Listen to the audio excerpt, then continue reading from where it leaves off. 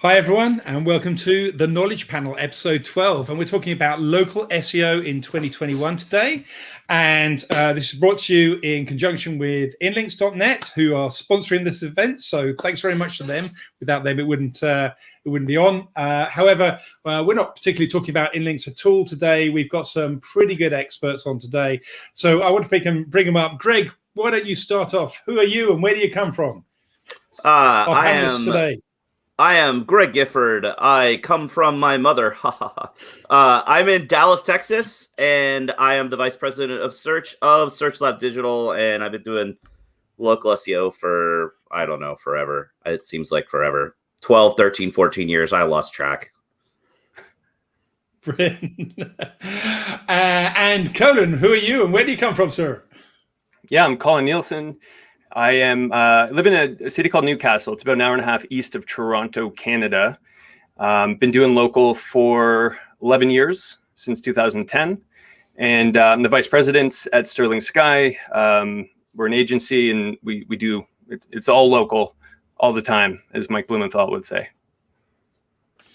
And absolutely no way that Newcastle is in Canada. That's just wrong. I have something to say about that. We'll talk about it after. All right, let's do that because that's kind of like a local issue that probably happens all the time. Joy, yes. Where are you and where do you come from? So you're going to love this. My town is also named after a city in the UK, I believe. I'm from Uxbridge, Ontario, Canada. And I'm the owner at Sterling Sky. So I work with Colin and I've been doing this since 2006. So anything to do with Google and local businesses, including SEO, ads, Google My Business, all of that. Excellent. I went to university in Uxbridge. That's a whole new level of weirdness with local. Excellent. Probably a different Uxbridge. Jason, where are you and where you come from? Yes, hi everybody. I'm Jason Brown. I'm coming to you live from Pasadena, California, home of the Rose Bowl and Rose Parade. If they ever get out of COVID, and we can go back to that. And I've been in local for 15 years now, but for the last 5 years, been heavily focused on franchise SEO, spam fighting, and online review monitoring.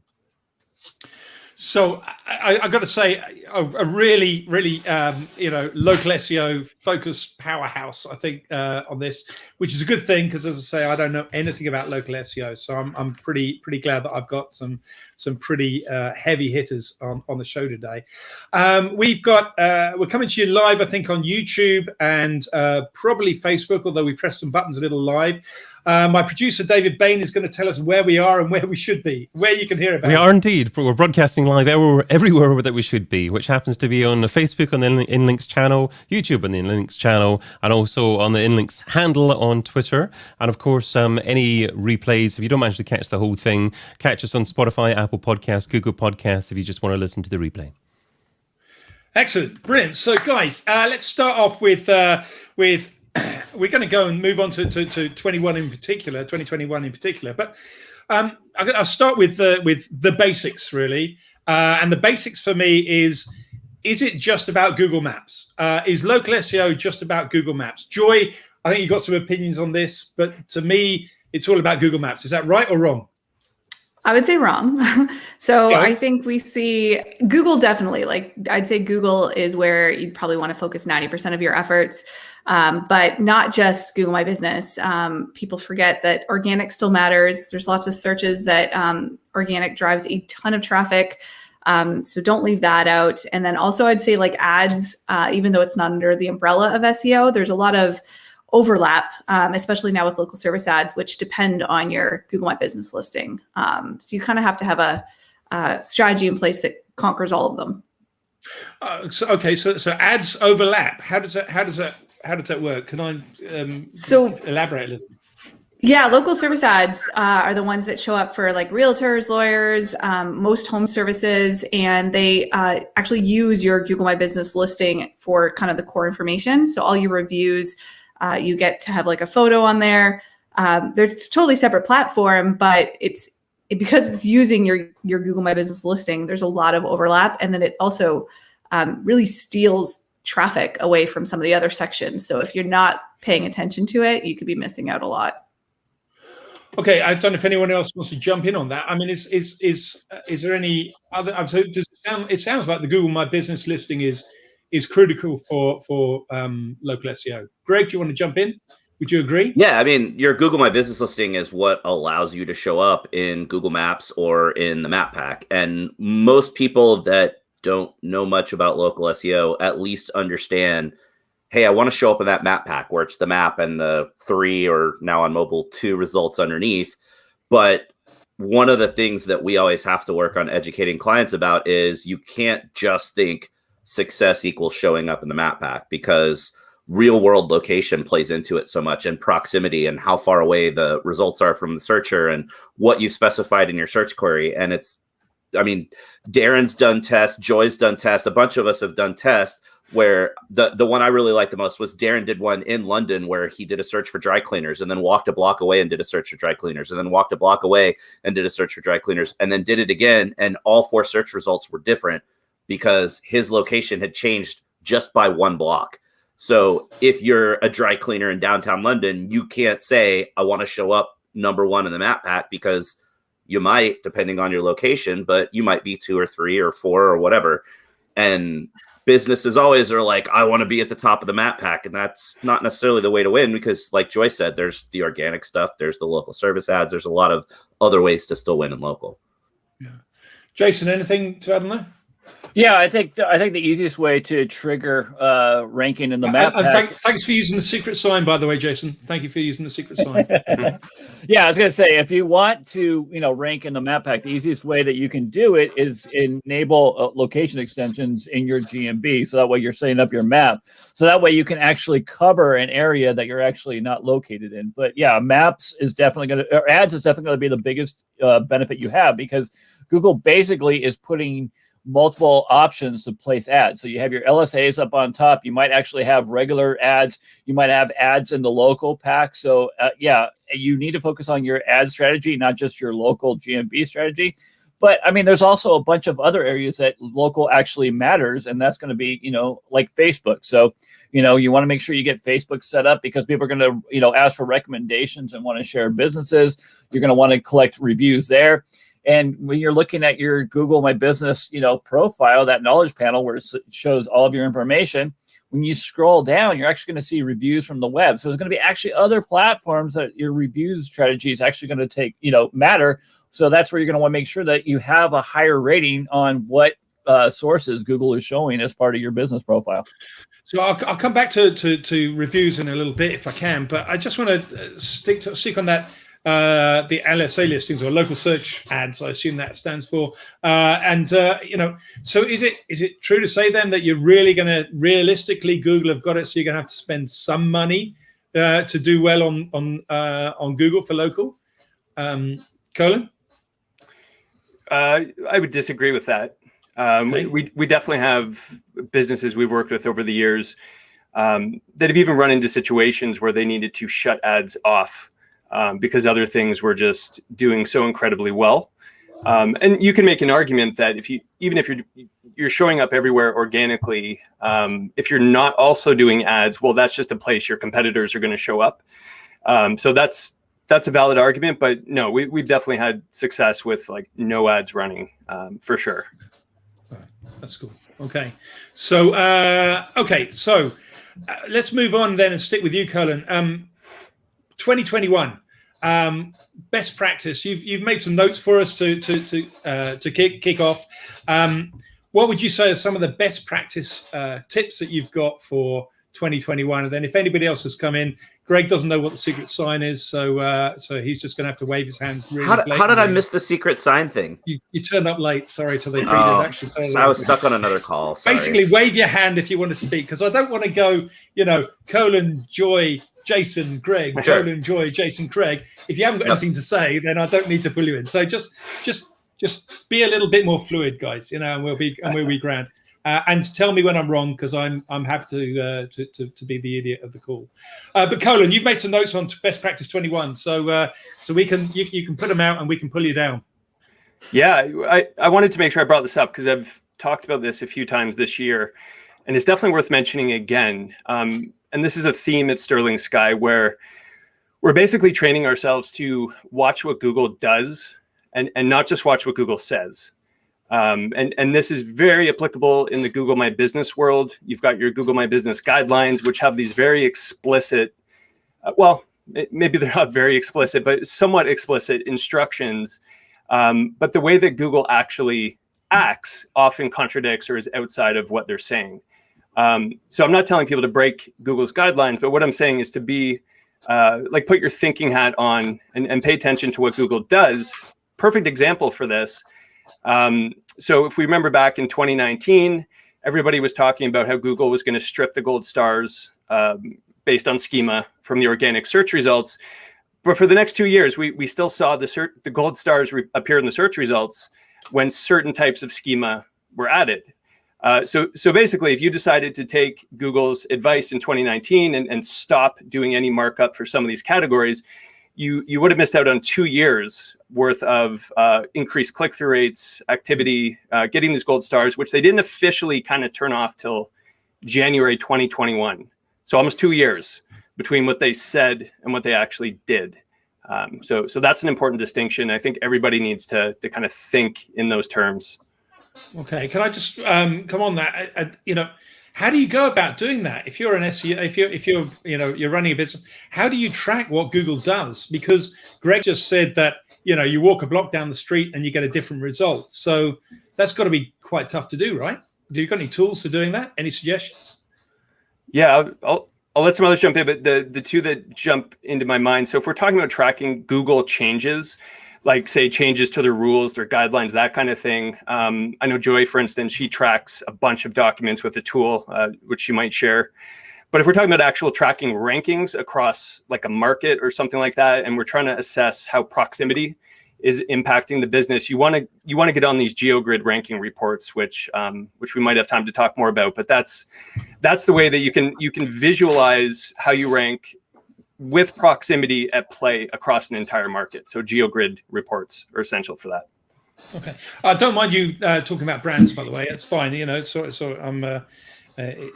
haven't got any.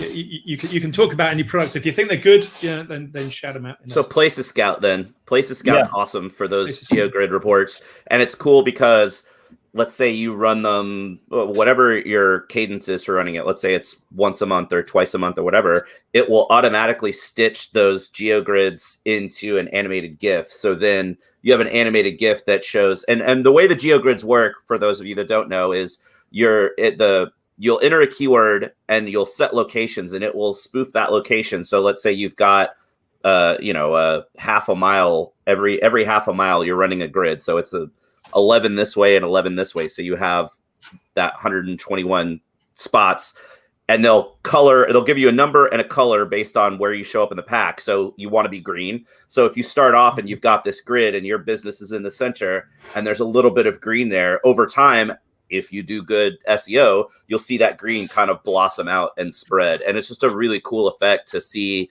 the animated GIF instead of just visually comparing, okay, here's month 1, here's month 5. Oh, that's better. When you see it grow over time, it's really cool. Okay, Jason, you use that as well? Yeah, I have to use that. I use that for my spam fighting and reporting for my clients. But yeah, it's really great because when you click on any of those map pins where you're in the yellow, and yellow is from 4 to 7, or red is 8 to not ranking at all. But yeah, when you're able to click on that, you're able to see who's actually outranking ahead of you. So you can actually look for, people that are keyword stuffing, or you can look for the lead gen listings and kind of come in and just start, playing whack-a-mole and gain a bunch of bad people out there. But yeah, it's the gold standard of SEO reporting. I've tried other platforms and they just don't live up to the level of results that you really truly need. But yeah, it's the best. I love it. Joy, you got any other suggestions as other ranking tools that you use? Yeah, there's 2 others that I'd throw in the mix because I think they all do things better, like certain things better, right? So they don't all do the same thing. So Bright Local is my go-to for algorithm updates because we have that one scanned daily. So like any change, I can nail down to the date and know, okay, did this happen because of something that Google updated, or was it something else? And then also they store screenshots. So screenshots are really key for knowing like some of the stuff that Colan was talking about. How we determined that was looking through screenshots and figuring out like when did the gold stars actually get removed. And then Whitespark's the other one that I use, mainly because they are the only ones that can separate organic from local. And most rank trackers, for some reason, they lump the 3-pack into organic, which is annoying because sometimes you'll have an organic increase or decrease and you can't actually measure that when you're including the 3-pack. Like you're coming in at position 4 or position 5 when it's really the first organic position. So I do like that Whitespark actually allows you to separate it completely. And as far as I know, they're the only ones that do that. Yeah, and everybody else that tracks the map pack in the rank tracker, it only tracks the map pack, which is the top 3. And Whitespark goes to the Finder page, which goes beyond the top 3. So it's more useful information. So basically, for local SEO, you kind of need one of these specialist local SEO rank tracking tools, really, to be able to. Yep. So, I mean, are all those tools only US and Canada, or do they work worldwide? Because I've got a lot of customers in, all over the world, really. I think they work worldwide. I don't think any of them have limitations. Yep. Place to Scout for sure. Bright Local for sure. Pretty sure. Okay. Whitespark too. Yeah. Whitespark, I remember talking to those guys years ago, and so presumably they do, because I haven't been to Canada for 15 years, I think, so a long time. So anyway. So sorry, Colan, you started with one tip there and headed it off, and that was grand. I don't know if you had anything else sitting there in your box of tricks that you wanted to bring on, or whether that was the real thing that you wanted people to pay attention to. I had one other, and I think there's a bunch of things that could fit under this heading, but it's like this idea of stepping outside the traditional local SEO agency role. And I'll give you an example.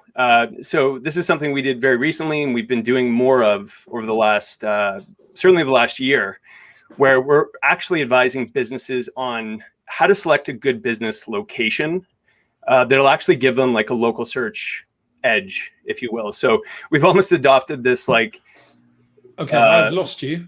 Okay, you're back. Okay, we've almost adopted this like local SEO realtor sort of like component to us. And I'll give you an example of where this becomes applicable. So service area businesses, we know that their ranking is based on their physical address. And more often than not, their customers, their service area is actually like a different city, one city over, 2 cities over, and they're never going to show up in that city because they're physically located in another city. So we've put plans together, to help businesses move to where their customers are, which has been transforming for certain businesses. The other place where this becomes really applicable is if you look at law firms. In so many markets, you have these addresses where there's like 10 different law firms at the same address. Some of them might be there legitimately, some of them might not be, but either way, it's a problem because of the Possum Filter. So the Possum Filter comes into play when, so if you've got multiple businesses in the same category at the same address, and somebody searches for a service that those companies could provide, Google will typically show one of them in the search results, the 3-pack, filter out the rest. Big problem. So we've actually gone through some exercises and advised some law firms, for instance, on where would be a better place to move to that we're quite certain will transform your business because you're being impacted by all these other law firms that are at your current address. So that's amazing. So physically move your business because of Google Local, and it's that big a deal for Have many of them taken you up on it, or setting up a different office or something? Yeah, well, Joy, we've got a bit of a process, like checklist we put together. Joy could speak. She's done a lot more of these than I have. But there's very specific things that we look at that, a normal real estate agent or a normal business owner would just never think of. But they can be catastrophic if you're not aware of these things. Can you give us one or two, Joy? Yeah, we actually just had one that moved at the end of May, and it was like a process to convince him to move, but I did, and he moved, and it's crazy. Like, I'm going to be releasing all of the information, but I'm waiting a couple months because I didn't want to, put out, here's 2 weeks after he moved. I want to have here's the 3 months after he moved. But so far, basically, he's ranking places that he never ranked before. before he was getting filtered out by this competitor. Now we're seeing him and the competitor both ranked together, which is generally what I was expecting to happen. So I will be releasing in a few months, just, how that impacted things like traffic, ranking, leads, all that stuff. Excellent. Cool. That's great. Okay. So that's got a bigger stuff than I thought. Right. We're going to move our offices based on local SEO is quite a statement, really, if that's of value. So Jason, can I move on to Yext and things like that? Because Yext is supposed to, manage everybody's local listings for them. And I'm kind of sitting there thinking, well, surely it's just Google My Business and it's all one Google. It's all Google. So, having Yext out there as another system that's supposed to do a lot of this stuff for you, where is that good? Where is that bad? What else does it do apart from the stuff that Google tries to do for you anyway? Because I'm sure Google would just love everybody to just do Google and never anything else. But why would you use a service like Yext? And I'm sure other local listing systems do apply. Yeah, I think if you're only focusing on creating and setting up your Google My Business listing, then you've completely failed in the local space. And I've actually seen instances where the minute we turn on Yext services, we're actually able to trigger an autocomplete. So Google has started this new feature where you start typing in a business name that actually starts trying to autocomplete and pull in their address in the search bar. So I've noticed that businesses that don't go and do, the core basic citations, which would be Facebook, Yelp, Bing, Yahoo. Remember, Yelp feeds into Bing and Yahoo and Apple Maps. But just doing those basic core citations, and especially once you push them through Yext, then all of a sudden you start seeing that you're getting an autocomplete, and we've actually seen a little bit of a boosting increase ever so slightly just setting up those basic citations. But I use Yext because I work with, multi-location franchises. So they've got over 400 locations amongst them. And it's so easy to just kind of go in there and do a bunch of updates to listings and let it just push out the updated data like your hours, right? So I deal with businesses that have seasonality, so they have to update their hours when the weather gets warmer or when the weather gets cold, or with COVID having to go in and start closing locations or reopening locations based on the rollback of COVID. So doing it through Yext, we can push out a whole bunch of updates instead of having to log into each and every single platform and update each listing one by one. So we're able to do it like, a la carte, like super fast. And the data gets updated within minutes. So you don't really have to worry as long as you've got everything synced up correctly. Plus, Yext also brings in reviews as well. So you can actually set up filters so you can be notified when you get reviews. Because once you have over 100 listings in your Google My Business dashboard, you lose the ability to get review notifications. So we use Yext so that way we know when the negative reviews are coming in, so we can actually have a team go and actually start replying to them individually when they come in. Awesome. Greg, do you use things like Yext, or do you got your own tools, or how do you manage the whole process? Yeah, we don't really deal with Yext very often. Yext is more a tool that you're going to use when you've got listings at scale, because it makes it so much easier to go in, like you said, and do things for all your listings. Most of the businesses we work with are, 1, 2, 3, 4, 10 locations. And so most of them don't use Yext. When it comes to the citation side of things, they're not as weighted as they used to be. So as long as you're sure that, most of the businesses we work with have been around, so they've already got it. So you can go do a check, use a tool like WhiteSpark or Bright Local, make sure that everything's right that needs to be right. We like to do a check of the first 2 or 3 pages of search results for a business name search for possible customer touch points, where maybe it's a site that you don't think is that important. But if, yellowpages.com has the wrong phone number, then you're going to miss potential customers there. But, we submit to the primary data aggregators so that all the right information gets filtered down to the other sites. But, you don't really have to have a tool like Yext unless you've got lots and lots of locations. Okay. I've just been blamed for having a squeaky chair by the chat panel of the speakers. I apologize. I'll try and fix that and get my oil out for next time. Sit really still for the rest of the show. I will. Absolutely. I keep on knocking I moved my microphone down to the bottom of my monitor as well for the first time, and I keep on hitting it as I try and grab my notes. So there we go. My producer is going to kill me at some point. And there we go. Squeak again. Okay, so let's go back to the fact that we got Newcastle and Uxbridge in the mix here. Because Joy, you said everybody, and then somebody's just used my new printer as well, so it's all going off today. You talked about websites being important, but of course, Newcastle is in England and Uxbridge is in England. So, how do you differentiate when those kind of things happen? I mean, I know at Inlinks we'll sit there and say, right, if you've got a Wikipedia page, use a schema, and that will define exactly which Uxbridge we're using, which Wikipedia you're using. I don't know if Uxbridge where you are has a Wikipedia page, but that's one way of doing it. But how do you guys differentiate, and how important is it? I don't know who wants to go with that, Colan or Joe. Sure. Yeah, usually like your location is the top thing, right? So when I search for stuff in Uxbridge, the majority of what I get is Uxbridge, Ontario, not the UK.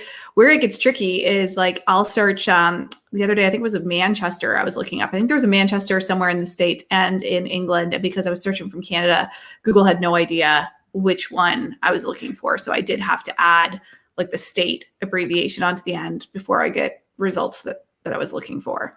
But I think as long as it's inside your country, they do a pretty good job of it. Unless you have situations like Dallas, Oregon, and Dallas, Texas. Mm-hmm. If you're searching in Dallas, Texas, where I am, and you say Dallas, Google's smart enough to say, okay, that's Dallas, Texas. But if I'm not in Dallas, let's say I'm in Colorado or Utah or somewhere kind of in between, and you say Dallas, you're going to get a mix because Google's not sure unless you've already specified Dallas, Texas on other searches, and then Google's smart enough. But it gets kind of wonky when you've got cities where it's the same city name in multiple states, all in the same country. Google's not quite sure what's going on there. Yeah, I agree, especially stateside when you're dealing with Pasadena. So you've got Pasadena, CA, and Pasadena, Texas.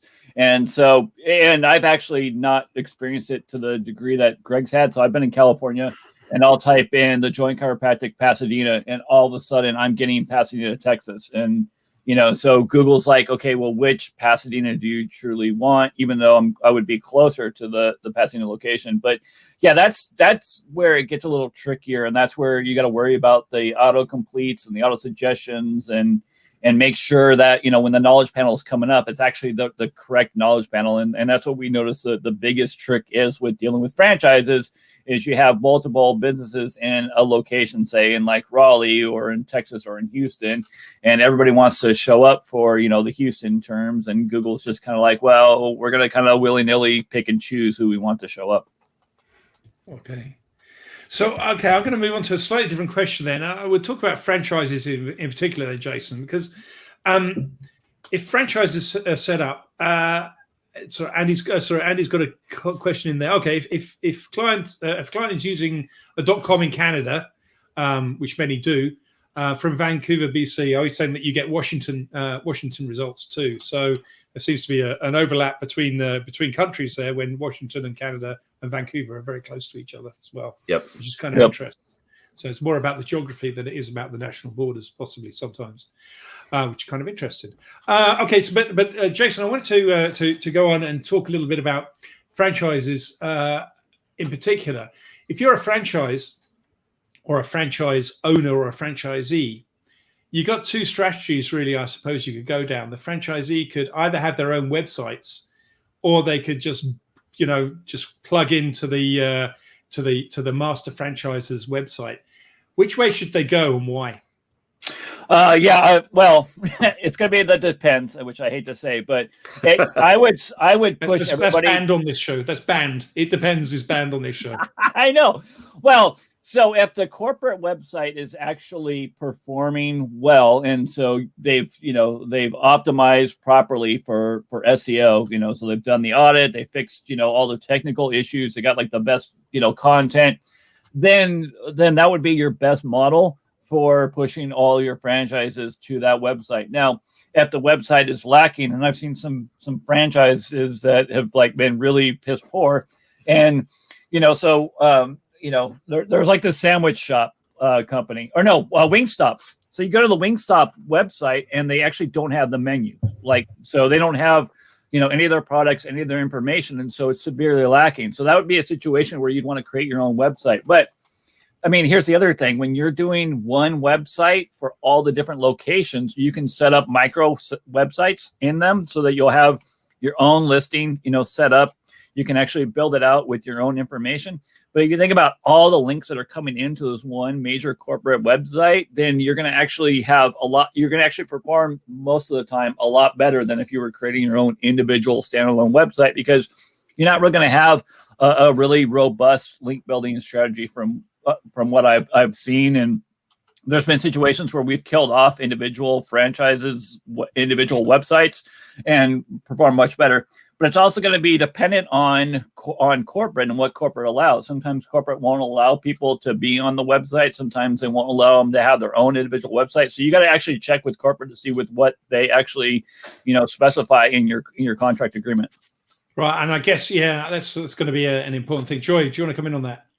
Yeah, so I was going to say, I'll say it depends, but it depends on specific things. So with insurance, we found that if you're an insurance agent, you definitely want to stick with the corporate website, because the branded searches are what's driving all the traffic. So when people search for insurance, they search things like Geico, Allstate, State Farm, etc. And if, let's say, you're a Geico agent and you're trying to use your own website, you are not going to rank as high for a term like Geico if you're not on geico.com. I'd say this is also true for Subway. Searches for Subway are probably more important to them than searches for sandwiches. Where it's not true that I've seen is more like home services. So I've seen home service brands that the search volume for the brand name is not nearly as high or as important in relation to the non-branded queries. And in those situations, I would say go with your own website.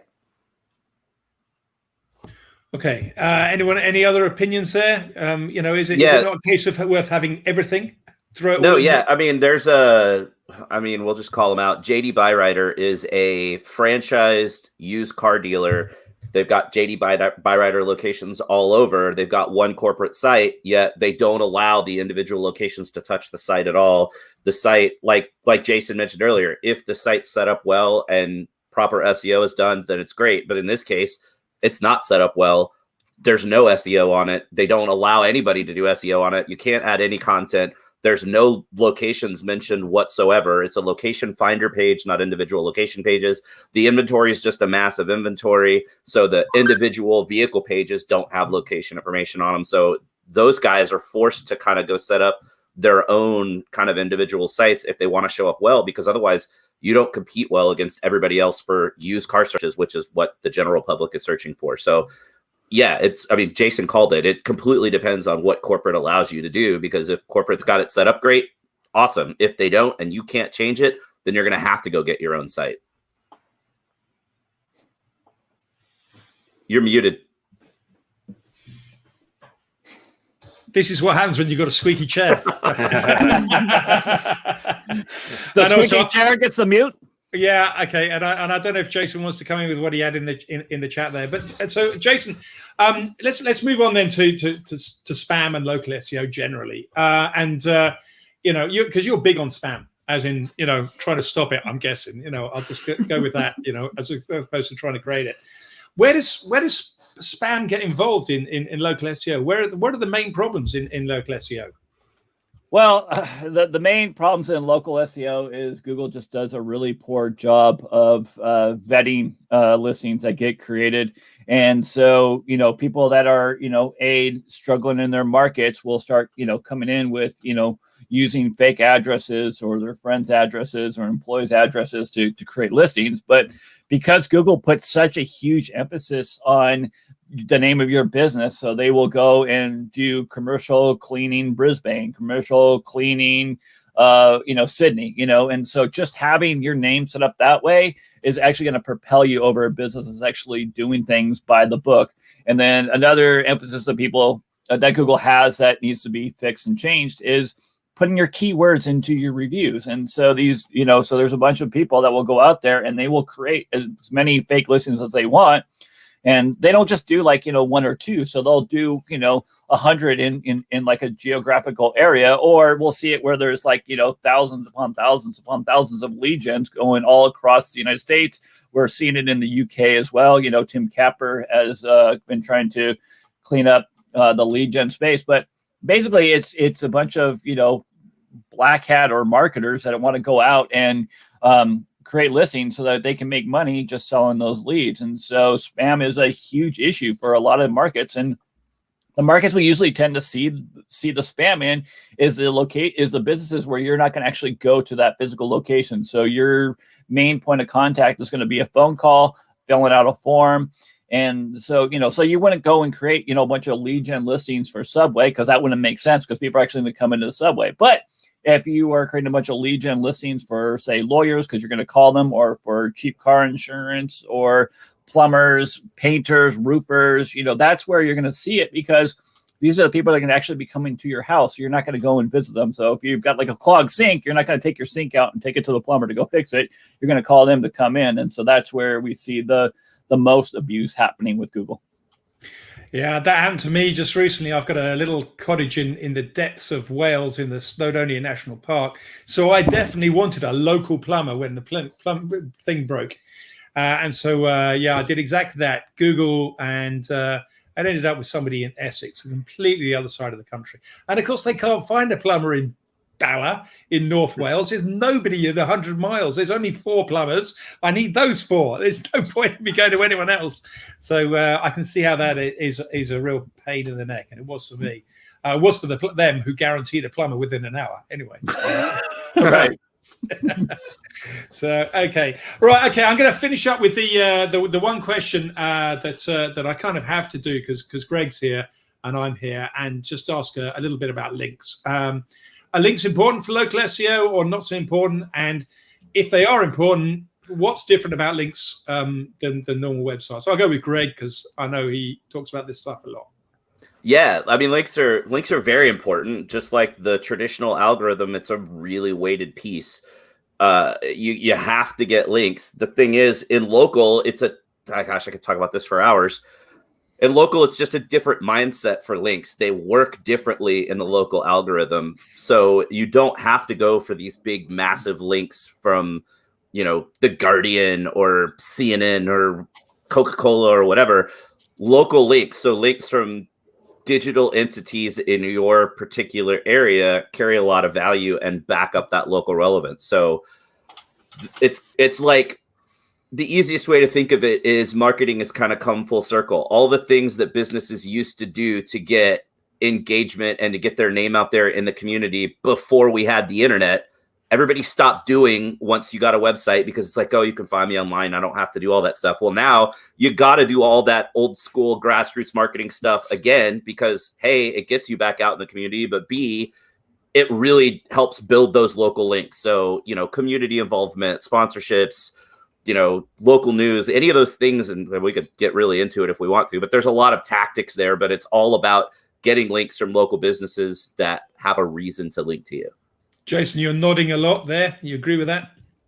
100%. I deal with brands, and you notice that like their brand searches are just tanking, and I'm dealing with this one brand that it's for women. They do eyelash extensions, and I'm sitting there and I was screaming at them, and I was like, why are you guys not getting yourselves involved with breast cancer awareness events? You're right there in front of your targeted market.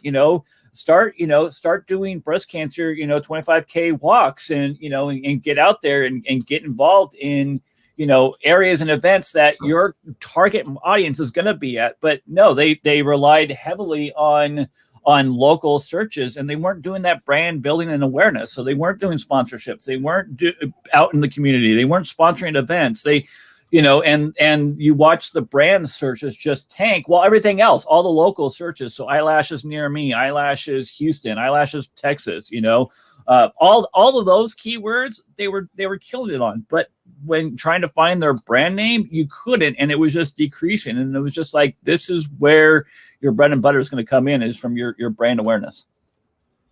Okay, guys, we're nearly at time already. So what I'm going to ask you to do, I'm just going to bring David back in a second, but I'm going to ask you to leave with your one takeaway tip that you want people to leave with. So just have a think about that whilst I have a chat with David and say, I think next time we're talking about managing SEO teams on the 19th of July. Is that correct? Absolutely. 19th of July, 4 p.m. UK time. How do you manage SEO teams? So we've got 3 great guests for that one. Do you want me to tell the listener about that? You tell me who they are, because I can't pronounce 2 of the names. So we've got Ayla. Here we go. You tested me now. Ayla Ikeza. She's the SEO director at Reflect Digital. We've got Helen Pulitz, the SEO team manager at iTech Media, and we've got Laura Hogan, founder of jellybeanagency.co.uk. So sign up for that one to make sure you're alerted when it goes live over at theknowledgepanelshow.com. Okay, and it was only Isla's surname that I was having trouble pronouncing. I think I could probably have got the other 2, but anyway, guys, thank you very much for coming on. Before we go, what is your one last tip, and where can people find out find more about you? Colan, why don't I go with you first? Sure, I'll go high level. I think the number one tip, qualitatively speaking, is just keep finding ways to feed your curiosity when you're doing any type of local SEO work, because I've just found that over the last 11 years, everything kind of good that has come out of my career in SEO has been based on that. So whether it's, you want to go deep on spam fighting or just becoming the best on-site optimizer in the world, whatever it may be, figure out a way to stay like truly, genuinely curious about it. And that's going to make you super successful.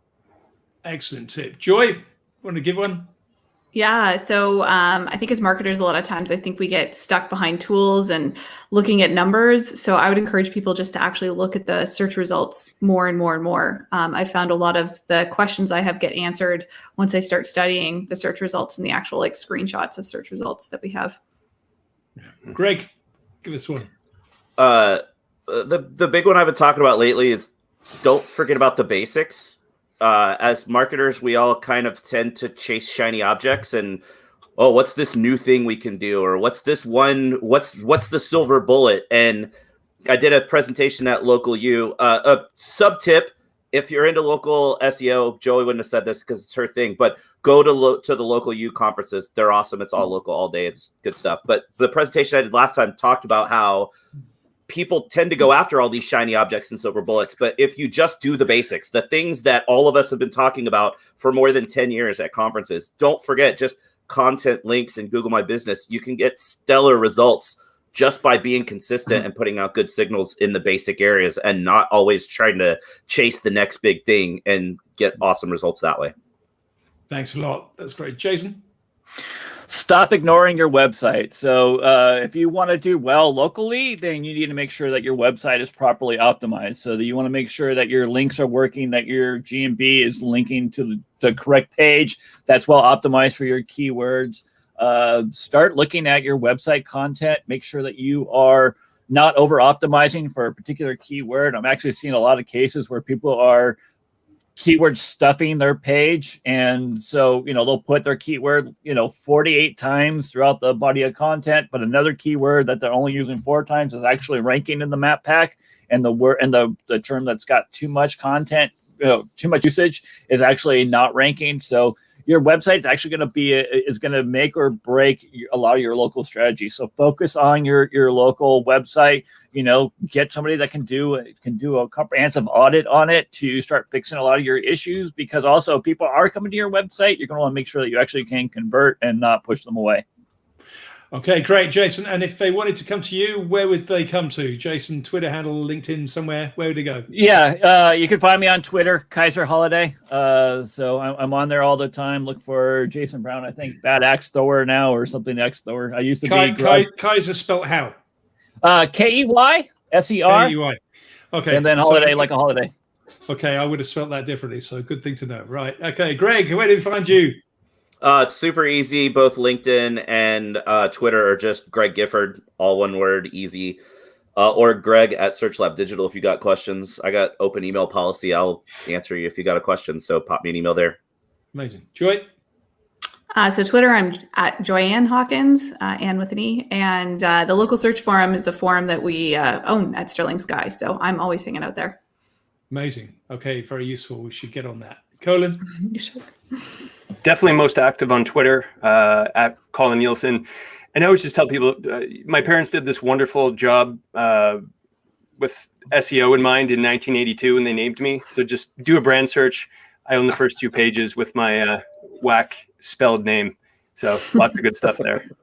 Excellent. You and Jason Barnard will be getting on together with his brand SERPs SEO kind of platform there. There you go. Thank you very much, guys. Thanks for coming on to the Knowledge Panel today. And thank you very much, anyone in the audience, for coming on. If you liked it, please subscribe on whichever Spotify, Apple Podcast, Geo Play, whatever. We're on all of the things. So subscribe, and we'll see you next time. Thanks very much, everyone, for coming along today. Thank you. Bye-bye. Thank you. Thanks for having me.